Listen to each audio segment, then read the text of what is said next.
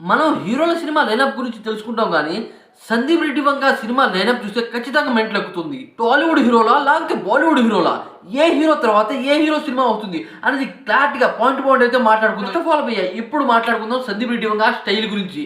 మనం రాజమౌళి గారి స్టైల్ చూసే ఉంటాం. ఏంటంటే 5 సంవత్సరాలు లేకపోతే 3 సంవత్సరాలకి ఒక సినిమా అయితే వస్తుంది. కానీ సందీప్ రెడ్డి వంగ సినిమా అలా కాదు, దాదాపు 3 ఇయర్స్లో ఒక సినిమా అయితే వస్తుంది, 2.5 ఇయర్లో కూడా వస్తుంది. కాకపోతే ఆయన మాత్రం రియలిస్టిక్ గా తీస్తాడు సినిమా సందీప్ రెడ్డి వంగ. అలా ఎందుకంటే తీసే సినిమాలో ఖచ్చితంగా గ్రాఫిక్స్ ఎక్కువ ఉండకూడదు, ఉంటే నేను నా సోల్ మిస్ అవుతాను అని అయితే సందీప్ రెడ్డి వంగ గారు అయితే సినిమా తీస్తారంట. ఇక భయ్య లైనప్ గురించి మాట్లాడుకుందాం. ఫస్ట్ ఆఫ్ ఆల్ ప్రభాస్లతో స్పిరిట్ మూవీ అయితే వస్తుంది. స్పిరిట్ మూవీ 2 పార్ట్స్ అయితే వస్తుంది. 2 పార్ట్స్ కంటే ఇది మామూలు విషయం కాదు. ఒక ఇయర్కి కనీసం 2 సంవత్సరాలు వేసుకోండి, దాదాపు 4 సంవత్సరాలు అయితే పడుతుంది.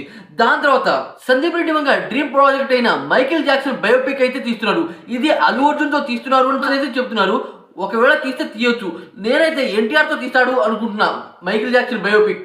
దాని తర్వాత భయ్య యానిమల్ మూవీకి మంచి లీడ్ అయితే ఇచ్చాడు సందీప్ రెడ్డి వంగ.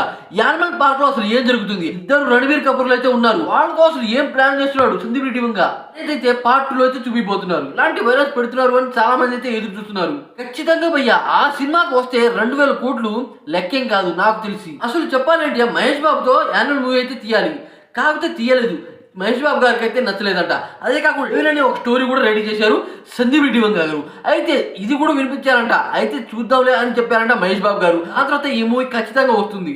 రామ్ చరణ్ తో సినిమా ఉంటుందని చెప్తున్నారు, ఇది పక్కాగా రూమర్ భయ్య, కాకపోతే తీయొచ్చు.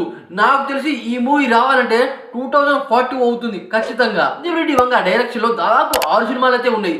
దీంట్లో బిగ్గెస్ట్ మూవీస్ ఏంటంటే animal park movie, unit movie. ఈ 2 మూవీస్ అనమాట బీభత్సం క్రియేట్ చేస్తాయి, ఇదైతే పక్క. మహేష్ బాబుతో యానిమల్ మూవీ లాంటి సినిమా తీయాలంటే ఇది మామూలు విషయం కాదు. మహేష్ బాబు అంటే చాలా మందికి అనమాట ఇష్టం, గౌరవం.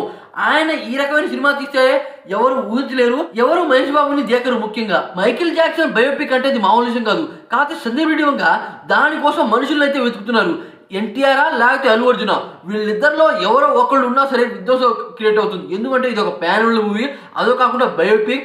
మైకేల్ జాక్సన్ అంటే చాలా మందికి తెలుసు, ఆయన ఒక అని చెప్పొచ్చు. అలాంటి బయోపిక్ తీయాలంటే పెట్టి పుట్టాలి, అది సందీప్ రెడ్డి వంగ గారికి సాధ్యం అని నేనైతే అనుకున్నా. ఇందులో మీరు ఏ హీరో సినిమా కోసం వెయిట్ చేస్తున్నారో కామెంట్ చేయండి.